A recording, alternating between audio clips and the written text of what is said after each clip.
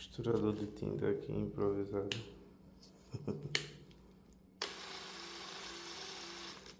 Um plásticozinho fino para proteger a furadeira, né? A frente no Madrid infelizmente não tem como. E aqui, ó.